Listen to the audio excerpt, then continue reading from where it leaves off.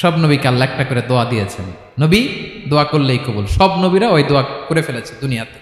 বিশ্বনবী বলেন আমি করি নাই, আমি দুনিয়ার বুকে কঠিন বিপদে পড়েও কোনোদিন করি নাই। আমি আমার স্পেশাল দোয়াটা কিয়ামতের দিন আমার গুনাহগার উম্মতকে সুপারিশের জন্য রেখে দিয়েছি। আজকে আমি তোমার দরবারে দাঁড়িয়ে কিয়ামতের দিন ওই দোয়াটা করছি, আল্লাহ আমার যে উম্মতের হৃদয়ে যাররা পরিমাণ ঈমান আছে, আমার একটা উম্মতকেও তুমি জাহান্নামে ঢুকাতে পারবা না। বিশ্বনবী একবার ছাগলের রান খাচ্ছিলেন, খেতে খেতে বিশ্বনবী বলেন আনা সাইয়্যিদুন নাসি ইয়াউমাল কিয়ামা, আমি কিয়ামতের দিন সর্বশ্রেষ্ঠ হব, মানুষের মধ্যে সর্বশ্রেষ্ঠ সেরা আমি বিশ্বনবী। আলহামদুলিল্লাহ পড়েন। বিশ্বনবী বলেন সেদিনটা বড্ড ভয়ঙ্কর, সেদিন কেউ কারো কোনো উপকারে আসবে না, বন্ধু বন্ধুর কাজে আসবে না, স্ত্রী স্বামীর উপকারে আসবে না, স্বামী স্ত্রীর উপকারে আসবে না, পীর সাহেব মুরিদরে বাঁচাতে পারবে না, মুরিদ পীর সাহেবরে বাঁচাতে পারবে না, নেতা কর্মীর পরিচয় দিবে না, কর্মী নেতার পরিচয় দিবে না, ভাই বোনকে চিনবে না, বোন ভাইকে চিনবে না, বাবা তার সন্তানকে চিনবে না, মেয়েকে দেখে মা দৌড়ে দৌড়ে পালাবে। বড্ড ভয়ঙ্কর দিন। বিশ্বনবী বলবেন জমিনটা এখনকার মতো থাকবে না, পুরো জমিনটা সমান হয়ে যাবে ফ্ল্যাট। এখন তো গোল, তখন ফ্ল্যাট। সবাই এক জমিনের উপরে দাঁড়াবে, সূর্যটা মাথার কাছে চলে আসবে, সূর্যের গরমে মানুষের মাথার মগজ গলে গলে কানের ছিদ্র নাকের ছিদ্র দিয়ে বেয়ে বেয়ে পড়বে। সবাই হয়রান পেরেশান ক্লান্ত শ্রান্ত। মানুষগুলো বলবে বাঁচার কোনো উপায় নাই। 50,000 বছর মানুষ এরকম দৌড়াবে, চিৎকার করবে, কাঁদবে, বাঁচার কোনো উপায় নাই। সবাই বলবে আহ, আল্লাহ যদি বিচারটা শুরু করতো, যা হবার হবে, আগে বিচার শুরু করুক। বিচারই শুরু হয় না, বিচার শুরু হইতেই 50,000 বছর। আল্লাহ, 50,000 বছর, 5,000, 15,000 না, 50,000 বছর এরকম যাবে। মানুষগুলো কাঁদতে কাঁদতে বলবে চলো আমরা আদম আলাইহিস সালামের কাছে যাই, যেন আল্লাহরে যে সুপারিশ করে, আল্লাহ আপনি বিচার শুরু করেন। কিয়ামতের ময়দানে সবাই মিলে সাইয়েদনা আদম আলাইহিস সালামের কাছে যেয়ে বলবে ইয়া আবাল বাশার ইয়া আউয়ালাল আম্বিয়া, ও আদম নবী আপনি দুনিয়ার বুকে প্রথম নবী, আল্লাহ নিজ হাতে আপনারে 60 হাত লম্বা করে বানিয়েছেন, আপনার সম্মানে ফেরেশতাদেরকে সেজদা দিতে বলেছেন, দুনিয়ার প্রথম নবী প্রথম মানুষ আপনি, আপনি আল্লাহরে যে সুপারিশ করেন যেন আল্লাহ বিচার শুরু করে। আদম আলাইহিস সালাম বলবেন আমি পারবো না, কারণ আল্লাহ আমাকে একটা নিষিদ্ধ গাছের কাছে যেতে নিষেধ করেছিল, আমি ভুল করে এই গাছের ফল খেয়েছি। নাফসি নাফসি, আজকে আমার কি হবে আমি জানি না, আমি বড় লজ্জিত। আমারে যদি আল্লাহ জিজ্ঞেস করে কেন খাইছিলাম, আমার কোনো উত্তর নাই, তোমারে বাঁচামো কেমনে আমি? নবীরা থার করে কাঁপবে সেদিন। আদম আলাইহিস সালাম বলবেন আমি পারবো না, মাফ করো আমাকে, আমি পারবো না।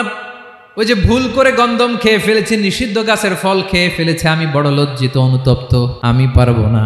আজকে আল্লাহ এত রাগান্বিত হয়েছে, আগে কখনো আল্লাহ এত রাগান্বিত হয় নাই, ভবিষ্যতেও আল্লাহ কখনো এত রাগান্বিত হবে না। আমি পারবো না, এক কাজ করো, তোমরা নূহ আলাইহিস সালামের কাছে যাও। কোন নবী? লোকেরা এবার পাগলের মতো দৌড়াতে দৌড়াতে আল্লাহর নবী নূহ আলাইহিস সালামের কাছে যেয়ে বলবে ইয়া নবী আল্লাহ নূহ আনতা আউয়ালুর রুসুলি ফিল আরদ, আপনি জমিনে প্রথম রাসূল।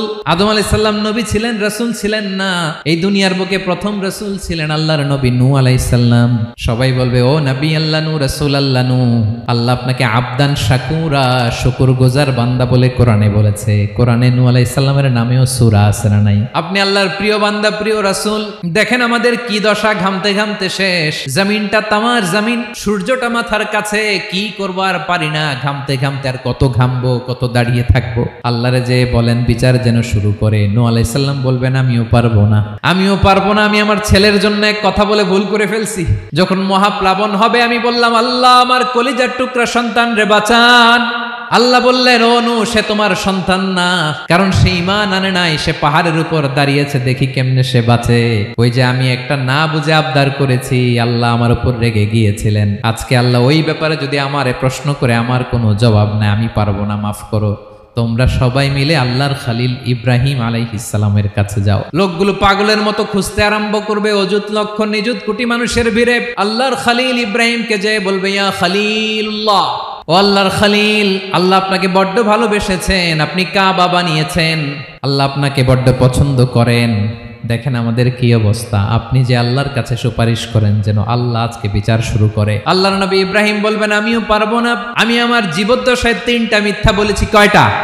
আসলে মিথ্যা না, একটু টুইস্ট করে কৌশল করে কথা বলেছিলেন, ওইটাকে হাদিসে মিথ্যা বলা হয়েছে। আমি জীবনে 3টা মিথ্যা বলেছি, জীবন বাঁচানোর তাগিদে কৌশল করে 3টা কথা বলেছি। আজকের এই কঠিন ময়দানে আল্লাহ যদি ওই 3টা কথার ব্যাপারে জিজ্ঞেস করে, লজ্জায় আমি মাথা দেখাতে পারবো না, আমিও পারবো না। আজকে আল্লাহ এত রেগে আছে, আগে কখনো এত রাগে নাই, পরেও রাখবে না। তোমরা সবাই মিলে বনি ইসরাইলের নবী মুসা আলাইহিস সালামের কাছে যাও। সবাই এবার যাবে মুসা আলাইহিস সালামের কাছে, যেয়ে বলবে, ইয়া নবী আল্লাহ মুসা, আপনি ছিলেন কালিমুল্লাহ, আল্লাহর সাথে সরাসরি কথা বলতেন। রব্বুল আলামিন আপনাকে তাওরাত কিতাব দিয়েছেন, আপনি যে একটু সুপারিশ করেন। আল্লাহর নবী মুসা বলবেন, মাফ করো, আমিও পারবো না। আমি দুনিয়ার বুকে ভুল করে একটা মানুষকে মেরে ফেলেছি। আমি মারছিলাম আদব শিক্ষা দেওয়ার জন্য এক থাপ্পড়, এই থাপ্পড়ে যে ওই লোক মরেই যাবে আমি জানতাম না। আজকে আল্লাহ যদি জিজ্ঞেস করে কেন মারলা, জবাব আছে। ওই লজ্জায় আমি অনুতপ্ত, আমি পারবো না, আমার এই কথা বলো না। আজকে আল্লাহ বড্ড রেগে আছে, আমি পারবো না। তোমরা আল্লাহর নবী ঈসা আলাইহিস সালামের কাছে যাও। কিয়ামতের ময়দানে মানুষগুলো পাগল পাড়া হয়ে আল্লাহর নবী ঈসা আলাইহিস সালামের কাছে যাবে, যে বলবে, নবী ঈসা আপনি রূহুল্লাহ, বাবা ছাড়া আল্লাহ আপনাকে বানিয়েছেন, ইনজিল কিতাব দিয়েছেন, মৃত মানুষকে আপনি জীবিত করতে পারতেন। আজকের এই কঠিন বিপদের দিনে আপনি আমাদের সাহায্য করেন। আল্লাহর কাছে যে বলেন যেন বিচার শুরু করে। ঈসা আলাইহিস সালাম বলবেন, আমিও পারবো না। ইন্নী উবিদতু মিন দুনিল্লাহ, আমার উম্মত খ্রিস্টানেরা আল্লাহরে বাদ দিয়ে আমি ঈসার ইবাদত করেছে। আমার মা ম্যারি আর আমাকে ডাকতো জেসাস ক্রাইস্ট, আমার ইবাদত করেছে। যদিও আমি আমার ইবাদত করতে বলি না, ঈসা আলাইহিস সালামও ইবাদত করতে বলেছেন একজনের, তিনি কে? আল্লাহর নবী ঈসা আলাইহিস সালাম বলবেন, আমিও পারবো না। আজকে আল্লাহ অনেক রেগে আছে, আমি পারবো না। তবে একটা পরামর্শ দিতে পারি, একটা সাজেশন দিতে পারি। আজকের দিনে এই কঠিন মুসিবতের কালে, এই কঠিন সময়ে কেউ আল্লাহর দরবারে দাঁড়িয়ে একটা টু শব্দ করার ক্ষমতা কারো নাই, একমাত্র আখিরি জামানার পয়গাম্বর বিশ্বনবী মুহাম্মদুর রাসূলুল্লাহ ছাড়া। মানুষগুলো এবার আগুনের মধ্যে পানি দিলে যেমনি আগুন নিভে যায়, দাউ দাউ করা হৃদয়ে জ্বলন্ত আগুন তাদের ঠান্ডা হবে। কিয়ামতের ময়দানে ওই বিভীষিকাময় সময়ে, মুসিবতের কালে মানুষগুলো পাগল হয়ে বিশ্বনবীকে খুঁজতে আরম্ভ করবে। সবাই মিলে বিশ্বনবীর কাছে যেয়ে বলবে, ইয়া রাহমাতাল লিল আলামিন, ইয়া খাতামান নবীন, রাহমাতাল লিল আলামিন। দেখেন আমাদের কি অবস্থা, কি কঠিন বিপদে আমরা আছি, দাঁড়াতে পারি না, সূর্যের আলোতে ঘেমে হয়রান। আজকে কেউ সুপারিশ করতে পারবে না। সব নবীরা অপারগতা স্বীকার করেছে, তারা বলেছে আপনি ছাড়া কেউ নাকি আল্লাহর সামনে দাঁড়াতে পারবেন না, আপনি একটু সুপারিশ করেন। বিশ্বনবী বলবেন, আসো আসো, আজকের দিনে আমি ছাড়া আল্লাহর সামনে কেউ দাঁড়াতে পারবে না। বিশ্বনবী মাকামে মাহমুদে যে আল্লাহু আকবার বলে সিজদায় লুটিয়ে পড়বেন। আল্লাহ রাব্বুল আলামিন বিশ্বনবীকে এমন কিছু চমৎকার শব্দ শিখাবেন, ওই শব্দগুলো দিয়ে আল্লাহর প্রশংসা করে বিশ্বনবী কাঁদতে আরম্ভ করবেন। বিশ্বনবী এমন ভাবে অজর দ্বারায় সিজদায় লুটিয়ে পড়ে কাঁদবেন, রব্বুল আলামিনের রহমতের দরিয়ায় জোশ লেগে যাবে। রব্বুল আলামিন এই দৃশ্য থেকে সহ্য করতে পারবেন না। রব্বুল আলামিন বলবেন, ইয়া মুহাম্মদ ইরফা রাসাক, ও নবী আপনি মাথা তোলেন, মাথা তোলেন, আপনার কান্না আমি সহ্য করতে পারি না। নবী আপনি মাথা তোলেন, সাল তুতা, আজকে আপনি যা চাবেন তাই দেব।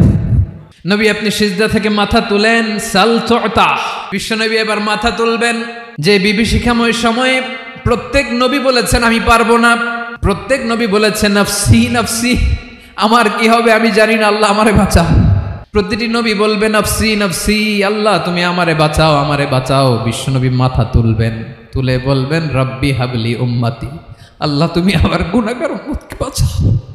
এই দুনিয়ার বুকে রব্বুল আলামিন সব নবীকে একটা করে দাওয়া মুস্তাজাবা দিয়েছেন, মানে যে দোয়া করলে কবুল হয়ে যায় সাথে সাথেই। দাও বিহা, দুনিয়ার সব নবীরা ওই দোয়াটা দুনিয়ায় করে ফেলেছে। সব নবীকে আল্লাহ একটা করে দোয়া দিয়েছেন, নবী দোয়া করলেই কবুল। সব নবীরা ওই দোয়া করে ফেলেছে দুনিয়াতে। বিশ্বনবী বলেন আমি করি নাই। ওয়া ইন্নী আখতাবিউ দাওয়াতি শাফাআতান লি উম্মতি ইয়াউমাল কিয়ামাহ, আমার ওই স্পেশাল দোয়াটা আমি দুনিয়ার বুকে কঠিন বিপদে পড়েও কোনোদিন করি নাই। আমি আমার স্পেশাল দোয়াটা কিয়ামতের দিন আমার গুনাহগার উম্মতকে সুপারিশের জন্য রেখে দিয়েছি। আল্লাহ বলবেন নবী ইরফা রাসাক, মাথা তোলেন, আর কাটবেন না। বিশ্বনবী মাথা তুলবেন। আল্লাহ বলবেন সাল তুতা, আপনি যা চাবেন তাই দেব। ওয়াশফা তুশাফা, সুপারিশ করেন, সুপারিশ কবুল করব। বিশ্বনবী বলবেন আল্লাহ ওই স্পেশাল দোয়াটা দুনিয়াতে করি নাই, আজকে আমি তোমার দরবারে দাঁড়িয়ে কিয়ামতের দিন ওই দোয়াটা করছি। আল্লাহ আমার যে উম্মতের হৃদয়ে যাররা পরিমাণ ঈমান আছে, আমার একটা উম্মতকেও তুই জাহান্নামে ঢুকাতে পারবা না। বিশ্বনবী পাগলের মতো একবার হাউজে কাউসারে যাবেন, একবার সিরাতে যাবেন, একবার পুলসিরাতের দিকে, একবার হাউজে কাউসারের দিকে, পাগলের মতো দৌড়াতে থাকবেন। তার কোনো গুনাহগার উম্মত যাতে জাহান্নামে ঢুকে না যায়, সেদিন কেউ সুপারিশ করতে পারবে না বিশ্বনবী ছাড়া। এজন্য ৫ নম্বর আল্লাহ বললেন, মান যাল্লাযী ইয়াশফাউ ইনদাহু ইল্লা বিইযনিহি। কার সাহস আছে, কার এত বড় বুকের পাটা কিয়ামতের কঠিন দিন আল্লাহর সামনে দাঁড়িয়ে সুপারিশ করবে? কারো ক্ষমতা নাই, কারো ক্ষমতা নাই। বিশ্বনবী সেদিন সিজদায় পড়ে উম্মতের জন্য কাঁদবেন, সবাই কাঁদবে, নফসি নফসি, আল্লাহ আমারে বাঁচাও, আল্লাহ আমারে বাঁচাও। বিশ্বনবী বলবেন, উম্মতি উম্মতি। বিশ্বনবী আমার জন্য কাঁদবেন, আপনার জন্য কাঁদবেন, আমাদের জন্য সেদিন কেঁদে কেঁদে জাহান্নামের দরজায় দাঁড়িয়ে আমাদেরকে টেনে টেনে জান্নাতে ঢুকাবেন। এজন্য এই বিশ্বনবীর ভালোবাসা যেন আমাদের হৃদয়ে ভরপুর থাকে। আমার ভাইয়েরা, প্রতি শুক্রবার বিশ্বনবীর উপরে বেশি বেশি যেন আমরা দুরূদ পড়ি। আমরা যখন বিশ্বনবীর সালাম দেই, দুরূদ পড়ি, একদল স্পেশাল ফেরেশতা আছে যারা বিশ্বনবীর দুরূদটা নিয়ে সরাসরি বিশ্বনবীর রওজায় যায়, যে বলে অমুকের বেটা অমুক আপনারে সালাম দিয়েছে। বিশ্বনবী নিজ কবরের থেকে নিজেই সালামের উত্তর দেয়। বিশ্বনবীর ভালোবাসা যেন আমাদের হৃদয়ে থাকে, বিশ্বনবীর সুন্নাহ দিয়ে যেন আমাদের জীবনটাকে সাজাই। পারা যাবে ইনশাআল্লাহ। বিশ্বনবীর ভালোবাসা ছাড়া কেউ জান্নাতে ঢুকতে পারবে? বিশ্বনবীর পক্ষে আমরা বলবো, বিশ্বনবীর পক্ষে আমরা লিখব, বিশ্বনবীর জন্য আমরা আমাদের কলিজার রক্ত বিলিয়ে দিব, ঠিক কিনা বলেন? সেদিন বিশ্বনবী ছাড়া কেউ সুপারিশ করতে পারবে না। ৫ নম্বর আল্লাহ বললেন, মান যাল্লাযী ইয়াশফাউ ইনদাহু ইল্লা বিইযনি। কে আছে সুপারিশ করবে আল্লাহর সামনে? আর আপনি আপনার বাবার দরবারে যে সেজদা দেন, হ্যাঁ, ইব্রাহিম আলাইহিস সালাম থারথার করে কাঁপবে আর বলবে, নফসি নফসি, আল্লাহ আমারে বাঁচাও। মুসা আলাইহিস সালাম থারথার করে কাঁপবে, আল্লাহ নফসি নফসি, আমারে বাঁচাও। আর আপনি পীরের দরবারে যে সেজদা দেন, কোথায় আছেন আপনি? খবরদার, কেউ বাঁচাতে পারবে না। যাকে ইল্লা আল্লাহ যাকে অনুমতি দেন, বিশ্বনবীকে দিবেন, নবীদেরকে দিবেন, এরপরে আল্লাহ তার স্পেশাল ওয়ালিদেরকে, মুত্তাকিনদেরকে, শহীদদেরকে, সিলেক্টেড বান্দাদেরকে দিবেন। কিন্তু কাকে দিবেন, কার জন্য দিবেন, দুনিয়ার কেউ জানে না একজন ছাড়া, তিনি কে? আল্লাহর ওয়ালিদেরকে, নেককার লোকদেরকে আল্লাহ সুপারিশের অনুমতি দিবেন। কিন্তু আপনি যারে মানেন, যার পায়ে সেজদায় লুটিয়ে পড়ে থাকেন, তারে যে আল্লাহ দিবেন, এটার কোনো গ্যারান্টি আছে? কথা বলেন। এজন্য জপতে হবে একজনের নাম, আওয়াজ করে বলুন, তিনি কে? Be a part of our vision. Do listen and share the khair.